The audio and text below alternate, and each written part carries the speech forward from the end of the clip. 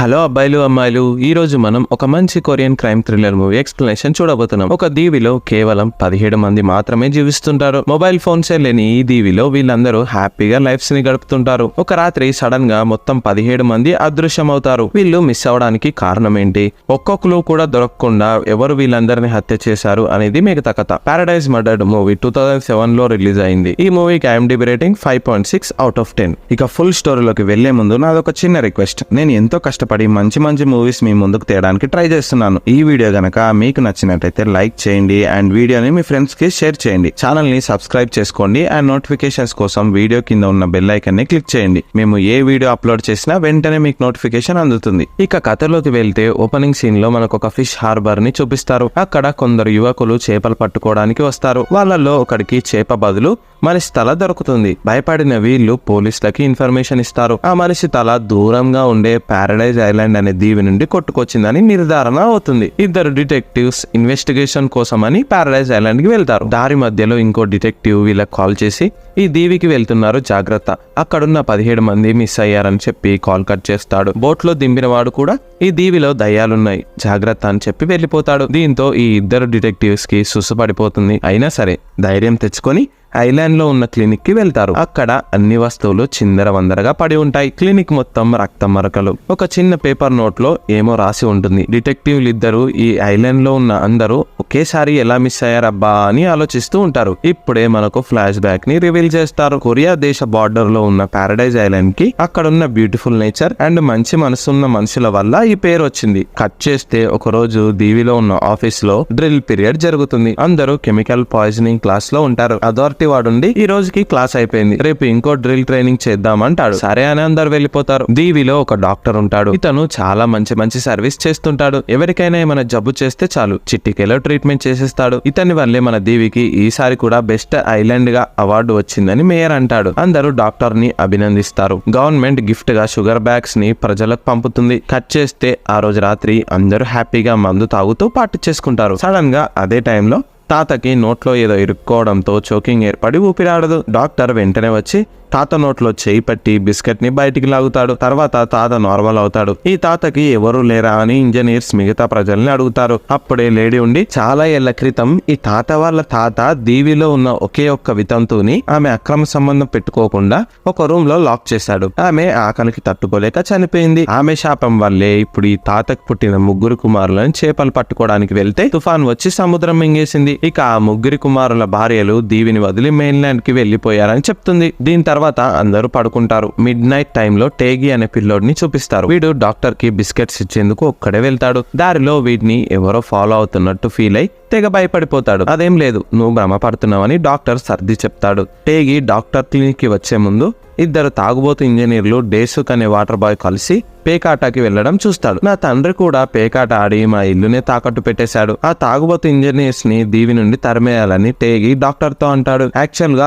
ఆ తాగుబోతు ఇంజనీర్స్ పని చేయడం ఆపేసి ఎప్పుడు పేకాట ఆడుతూ మిగతా వాళ్ళ పైసలన్నీ గుల్ల చేస్తారు. వాళ్ళు దీవికి శనిలాగా దాపరించారని ప్రజలు అనుకుంటూ ఉంటారు. కట్ చేస్తే నెక్స్ట్ డే మార్నింగ్ తాగుబోతు ఇంజనీర్స్ ఇద్దరు చనిపోతారు. వీళ్ళతో పాటే ఉన్న డేసుక్ మాత్రం మిస్. డేసుకే ఇంజనీర్స్ ని హత్య చేశాడని అందరూ అనుకుంటారు. డేసుక్ కోసం అందరూ కలిసి దీవి మొత్తం జల్లెడ పట్టిన లాభం లేదు. డేసుక్ దొరకడు. ఇప్పుడే పాన్సు అనే ఫార్మర్ నోరు తెరుస్తాడు. నిన్న రాత్రి నా దగ్గరికి డేసుక్ వచ్చి నా కూతుర్ని పంపించమని అడిగాడు. నేను ఎంత చెప్పినా వాడు వినలేదు. కావాలంటే డబ్బుని కూడా ఇస్తా అని చెప్పి డబ్బు మూటని కిందకి పడేశాడు. తర్వాత నేను నా కూతురు పెద్దయ్యాకనే పంపుతా అని చెప్పిన ప్రామిస్ గుర్తొచ్చి వాడే వెళ్లిపోయాడని చెప్తాడు. తర్వాత ఒడ్డు దగ్గర డేసుక్ కోసం వెతుకుతుంటే ఒక కత్తి ఇంకా 2 షూస్ దొరుకుతాయి. షూస్ ఎవరివో తెలీదు, కానీ కత్తి మాత్రం డేసుక్దే అయి ఉండొచ్చు. కానీ వాడు మిస్ అయ్యాడు. అంటే పక్కా వీడు హత్యలు చేసినందుకు గిల్టీగా ఫీల్ అయి సూసైడ్ చేసుకుని చనిపోయి ఉంటాడని డాక్టర్ అంటాడు. అప్పుడే నర్సు ఉండి, నాకైతే అలా అనిపించట్లేదు, డేసుక్ ని ఇంకా ఇద్దరు ఇంజనీర్స్ ని చంపిన వాడు వేరే వాడు ఉండొచ్చు. ఇన్ఫాక్ట్ మనలోనే ఒకడు కిల్లర్ ఉన్నాడు, వాడిని కనిపెట్టాలని అంటుంది. ఇది విన్న ప్రజలు ఫుల్ భయపడిపోతారు. ఇంకా అందరూ చాలా జాగ్రత్తగా ఉంటారు. రాత్రిళ్ళు త్వరగా ఇంట్లోకి వెళ్లి పడుకుంటారు. కట్ చేస్తే ఆ రోజు రాత్రి మళ్ళీ నర్సు క్లూస్ కోసం హత్యలు జరిగిన డార్మెటరీకి వెళ్తుంది. మెట్ల కింద రక్తం మరకలను చూసి ఈ విషయం డాక్టర్ కి వెళ్లి చెప్తుంది. నువ్వెందుకు డేసుక్ సూసైడ్ చేసుకుని చనిపోయాడని అనుకుంటున్నావు? అలా ఎందుకు అందరికి చెప్తున్నావు? పక్క ముగ్గురు హత్యలు చేసింది ఇంకొకడు ఉన్నాడని నర్స్ అంటుంది. అప్పుడే డాక్టర్ ఉండి, ఇద్దరు ఇంజనీర్స్ ని ఇంకా డేసుక్ ని చంపింది ఒకడే అని నాకు కూడా తెలుసు, కానీ కిల్లర్ మనలోనే ఉన్నాడని చెప్తే ప్రజలు భయపడతారు. ప్లస్ కిల్లర్ అలర్ట్ అయ్యే ఛాన్స్ ఉంది, మనకు దొరకడని డాక్టర్ అంటాడు. ఈ మాటలు సీక్రెట్ గా మేయర్ కొడుకైన శాంకు వింటాడు. కట్ చేస్తే డేసుక్ డెడ్ బాడీ వెతికేందుకు డాక్టర్ ఇంకా చాన్ బేక్ ఒక గుహ వద్దకు వెళ్తారు. చాన్ బేక్ ఒక పిచ్చోడు, అంటే నిజంగా పిచ్చోడు కాదు, కొంచెం అల్లరి చిల్లరగా చేస్తుంటాడు. మందు తాగుతూ ఎప్పుడూ మత్తులో ఉంటాడు. తప్పిపోయిన తన పెన్గ్విన్ కోసం వెతుకుతూ ఉంటాడు. వీడు తన పెన్గ్విన్ కోసం స్కెచ్ బుక్ లో ఉన్న పజిల్స్ ని సాల్వ్ చేయడం హాబీగా పెట్టుకుంటాడు. డాక్టర్ ఇంకా చాన్ బేక్ ఇప్పుడు గుహలోకి ఎంటర్ అయినాక ఒక వింత సౌండ్స్ వినిపిస్తాయి. దీంతో చాన్ బేక్ ఇవి పక్కా తాత బంధించిన లేడీ దయ్యానివే, నేను వెళ్తున్నా అని చెప్పి పారిపోతాడు. మళ్ళీ డాక్టర్ డేసుక్ శవాన్ని వెతికేందుకు హెల్ప్ కోసం యంగ్ ని పిలుస్తాడు. యంగ్ ఒక హంటర్, ఇతనితో ఎప్పుడు ఒక గన్ ఉంటుంది. ఇద్దరు కలిసి ధైర్యం చేసి గుహ లోపలికి వెళ్తారు. గుహలో డేసుక్ బాడీ పార్ట్స్ విడివిడిగా దొరుకుతాయి, కానీ హెడ్ మాత్రం దొరకదు. మేబీ సముద్రంలో కొట్టుకుపోయిందేమో అని హంటర్ అంటాడు. అంటే దీన్ని బట్టి డేసుక్ ది సూసైడ్ కాదు, కిల్లరే వీడిని హత్య చేసి చంపాడని కన్ఫర్మ్ అవుతుంది.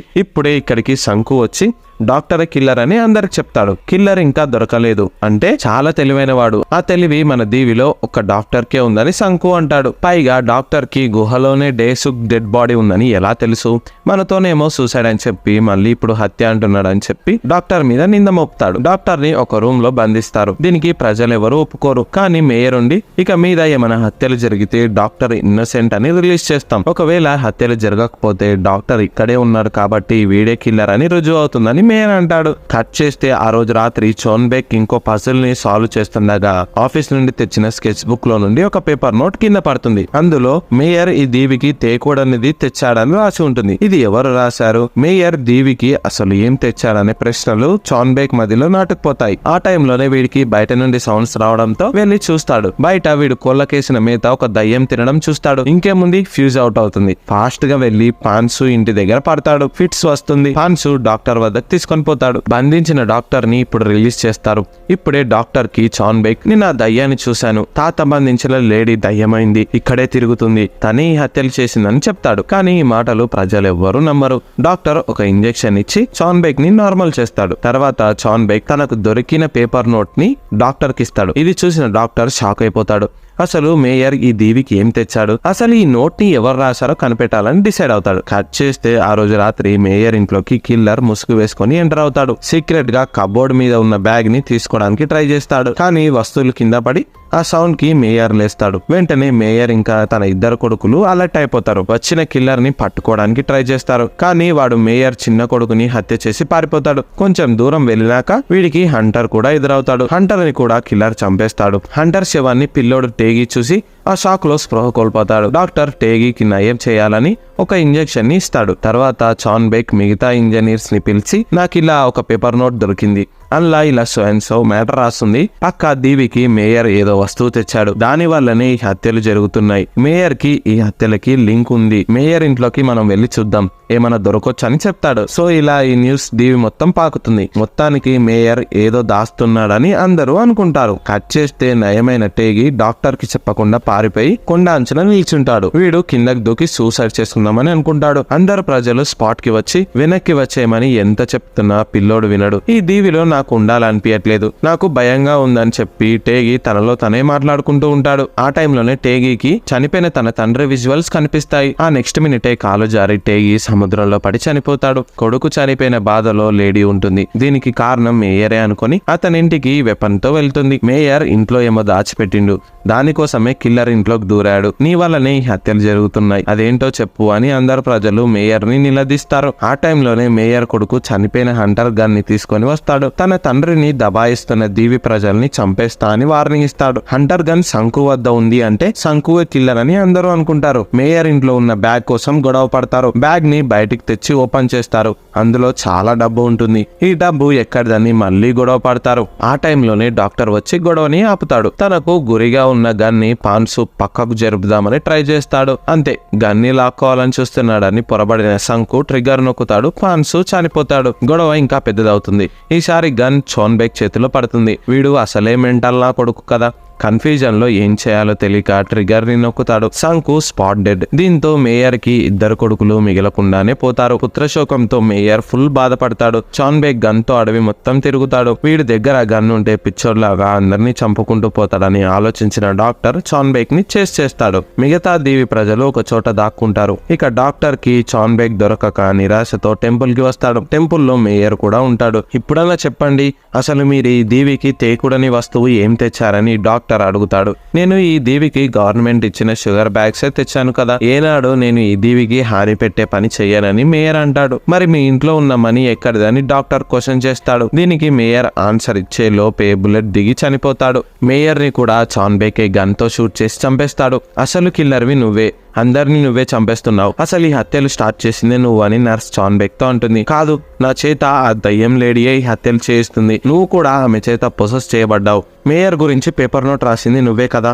అని మళ్ళీ చాన్ బేక్ నర్స్ ని నిలదీస్తాడు. చాన్ బేక్ కి దయ్యం విజువల్స్ కనిపిస్తాయి. ఆమె వీడి చుట్టే తిరుగుతూ ఉంటుంది. మళ్ళీ ఇక ఇప్పుడు చాన్ బేక్ నర్స్ ని ఇంకా డాక్టర్ ని చంపేద్దామని ట్రై చేస్తాడు. కానీ డాక్టర్ వీడిని ఓవర్ పవర్ చేసి ఒక రూమ్ లో బంధిస్తాడు. డాక్టర్ గన్ ని లాగేసుకుంటాడు. లేడీ చనిపోయిన తన కొడుకు టేగీని తలుచుకుంటూ బాధపడుతుంది. ఆ టైంలోనే టేగీ విజువల్స్ లేడీకి కనిపిస్తాయి. వాడు ఈమెని రమ్మని పిలిస్తే వెనకాలే వెళ్తుంది. ఈమె కూడా కొండ నుండి దూకి చనిపోతుంది. ఇలా ఒక్కొక్కరు దీవిలో ఉన్న వాళ్ళు చనిపోతూ వస్తారు. నెక్స్ట్ ఇక మిగతా ఇంజనీర్స్ కి మేయర్ ఇంట్లో ఉన్న డబ్బు బ్యాగ్ మీద కనపడుతుంది. వీళ్ళు సైలెంట్ గా దాన్ని కొట్టేసి పారిపోవచ్చు కదా. బిల్డప్ కి పోయి బంధించిన సైకో చాన్ బేక్ గార్డ్ ని రిలీజ్ చేసి వెంట తీసుకెళ్తారు. చాన్ బేక్ మేయర్ ఇంట్లో ఉన్న బ్యాగ్ ని సంపాదిస్తాడు. వీడు ఇప్పుడు బ్యాగ్ ని లాగేసుకొని మిగతా ఇద్దరు ఇంజనీర్స్ ని కూడా చంపేస్తాడు. ఆ టైంలోనే చాన్ బేక్ కి వింత సౌండ్స్ మళ్ళీ వినిపించి వెనక్కి తిరిగి చూస్తాడు. మళ్ళీ దయ్యం వచ్చి చనిపోయిన ఇంజనీర్స్ డెడ్ బాడీలని తింటుంది. ఇక ఈ సీన్ ని చూసిన చాన్ బేక్ సుస్సు పోసుకొని పారిపోతాడు. దీవిలో జరుగుతున్న వరుస హత్యలకి కారణం ఒకే ఒక్కటి అని తాత అనుకుంటూ ఉంటాడు. అదే టెంపుల్. దాన్ని ఇప్పుడు తాత పెట్రోల్ పోసి తగలపెడతాడు. అందులో చాన్ బేక్ దయ్యం కాలి బూడిదవుతున్నట్టు చూస్తాడు. మళ్ళీ కట్ చేస్తే తాత పడవని వేసుకొని మెయిన్ ల్యాండ్ కి పారిపోతుంటాడు. ఇతన్ని చాన్ బేక్ చేస్తాడు.